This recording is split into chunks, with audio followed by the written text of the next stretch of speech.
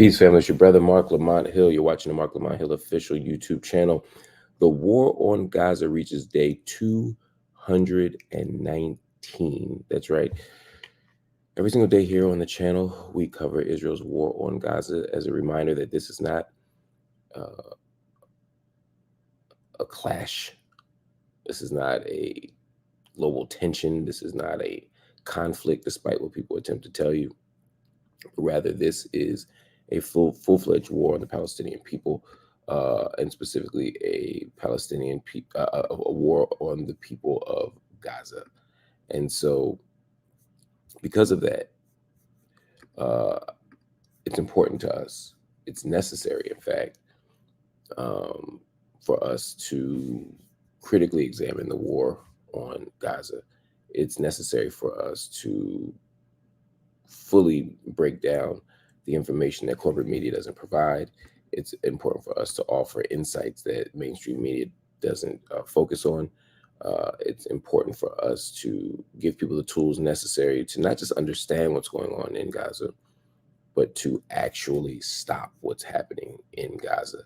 And one of the ways we do that, first of all, is to begin with the numbers every single night. At least 35,000 people, 35,034 people to be specific, have been killed in Gaza as of today. 35,034 people have been killed, along with a wounded toll of 78,755. There's something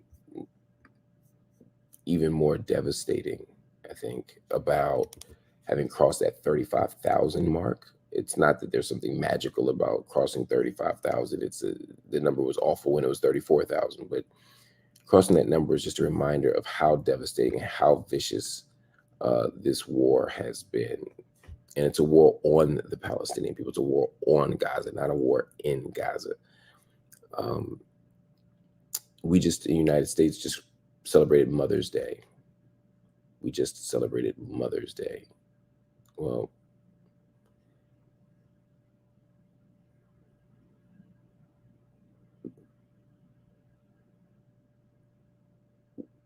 we're in a moment where 37 mothers are killed every day or injured. We're in a moment where 2/3 of the people killed are women and children. Again, I'm not even going to talk about the injuries. But you got 37 mothers killed. You got dozens injured every day. We're not going to talk about how many people have been unhoused, how many people have been devastated by famine, by dehydration. This is the reality.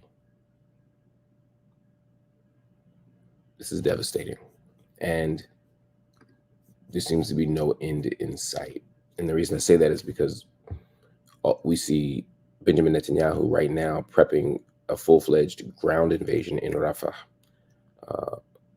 despite the fact that human rights violation, or human rights crisis rather, is being predicted if he were to invade Rafah. Despite the fact that ceasefire agreements are being prepared and negotiated, he's still saying, I'm going to invade this southern city of Rafah. In fact, as of yesterday, 60,000 people had fled Rafah. As of today, that number went from 60,000 to 300,000. So you have people who are in this densely populated area, which had, there were literally 1.5 million people there last week. Normally 250,000 people live there. So you're talking about a place that was quickly and densely packed in, and now they're scattering. And it's unclear when the ground invasion is going to fully take place. But what we've seen so far has been devastating already. It's been disgusting and disturbing already. And things are only getting worse as the Israeli military goes into Rafah ostensibly to confront Hamas fighters. But the fighting isn't just in the south. We've seen significant violence in the north. Specifically, northern Gaza has been the subject of troops, or a place where troops and tanks have begun to flood the area again. It'd been clear for a while, but now we're seeing tanks and troops re-enter the Jabalia area. And the night before, we've seen intense air raids. So between the air raids and the ground offensive that's beginning, the north in Gaza is not just going to be a place of humanitarian crisis because of the starvation and the dehydration and the overall food insecurity. It's returning to its status as a place of intense violence on the ground. This is Gaza.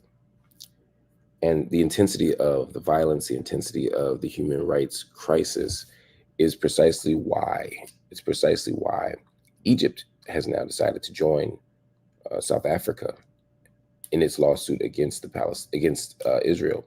If you remember, of course, South Africa filed a lawsuit in the International Court of Justice against Israel, accusing them of violating its obligations under the Genocide Convention. And we've had other countries join in. We've had other people say, yeah, of course, we agree. But it's particularly powerful that Egypt has now decided to join this lawsuit. Egypt, of course, shares a border with Israel, specifically the Rafah border, specifically crossing into the Gaza Strip. And so when Egypt, which has been used as a kind of diplomatic and political and public relations shield for the last few years, Egypt, which has been accused of complicity with Israel, when Egypt stands up and says, wait a minute, this is absolutely genocide, it only amplifies the claim, and it also amplifies the claim that this thing has gotten worse. Egypt didn't want to be a part of this. And now, 7 months in, Egypt is saying, now we can no longer remain quiet. It gives a powerful insight into what's actually happening there.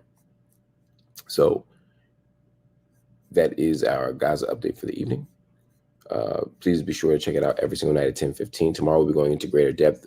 I had a little bit of an emergency, so I had to wait until very late in the evening to do this, and so it's a little abbreviated, but tomorrow we're going to full depth, 10:15 every single night right here on the channel. And then at 10:30, make sure you stick around for night school every night, Monday to Friday, 10:30 p.m. Eastern.